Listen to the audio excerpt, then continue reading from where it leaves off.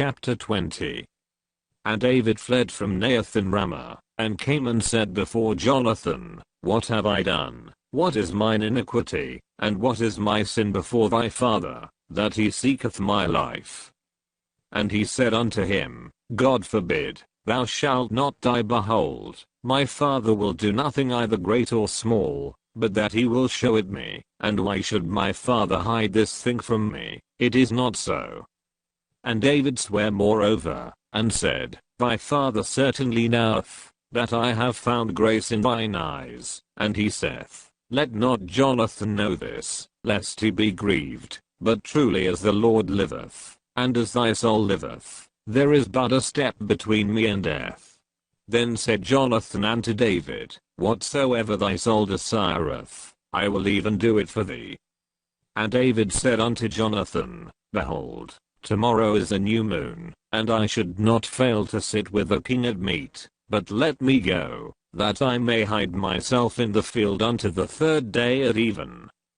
If thy father at all miss me, then say, David earnestly asked leave of me, that he might run to Bethlehem his city, for there is a yearly sacrifice there for all the family. If he say thus, It is well, thy servant shall have peace, but if he be very wroth, then be sure that evil is determined by him. Therefore thou shalt deal kindly with thy servant, for thou hast brought thy servant into a covenant of the Lord with thee. Notwithstanding, if there be in me iniquity, slay me thyself, for why shouldest thou bring me to thy father? And Jonathan said, Far be it from thee, for, if I knew certainly that evil were determined by my father to come upon thee, then would not I tell it thee? Then said David to Jonathan, Who shall tell me? Or what if thy father answer thee roughly? And Jonathan said unto David, Come, and let us go out into the field. And they went out both of them into the field. And Jonathan said unto David, O Lord God of Israel, when I have sounded my father about tomorrow any time, or the third day, and, behold, if there be good toward David, and I then send not unto thee, and show it thee, the Lord do so and much more to Jonathan. But if it please my father to do thee evil, then I will show it thee, and send thee away, that thou mayest go in peace, and the Lord be with thee, as he hath been with my father. And thou shalt, not only while yet I live, show me the kindness of the Lord, that I die not. But also thou shalt not cut off thy kindness from my house forever, no, not when the Lord hath cut off the enemies of David every one from the face of the earth.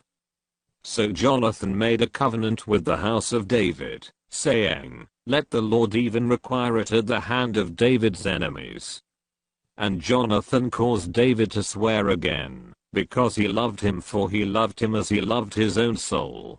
Then Jonathan said to David, Tomorrow is a new moon, and thou shalt be missed, because thy seat will be empty. And when thou hast stayed 3 days, then thou shalt go down quickly, and come to the place, where thou didst hide thyself, when the business was in hand, and shalt remain by the stone Ezel. And I will shoot 3 arrows on the side thereof, as though I shot at a mark.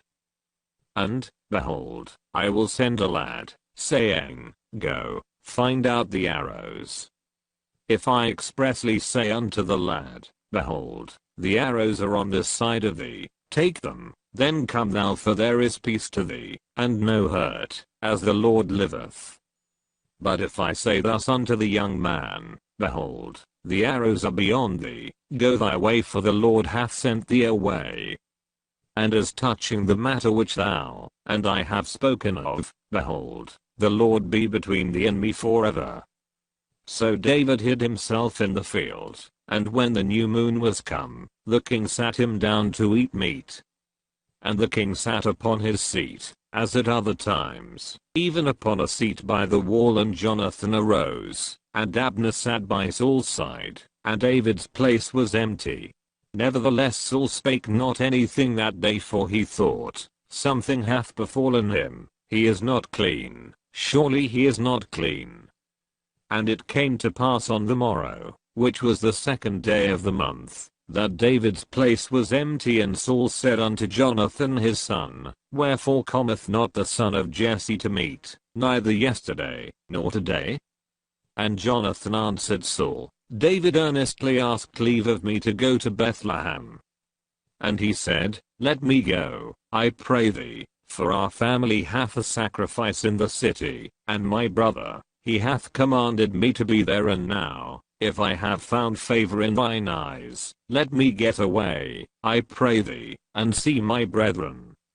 Therefore he cometh not unto the king's table. Then Saul's anger was kindled against Jonathan, and he said unto him, Thou son of the perverse rebellious woman, do not I know, that thou hast chosen the son of Jesse to thine own confusion, and unto the confusion of thy mother's nakedness?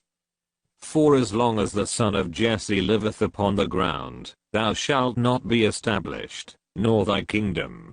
Wherefore now send, and fetch him unto me, for he shall surely die. And Jonathan answered Saul his father, and said unto him, Wherefore shall he be slain? What hath he done? And Saul cast a javelin at him to smite him, whereby Jonathan knew that it was determined of his father to slay David. So Jonathan arose from the table in fierce anger, and did eat no meat the second day of the month, for he was grieved for David, because his father had done him shame. And it came to pass in the morning, that Jonathan went out into the field at the time appointed with David, and a little lad with him.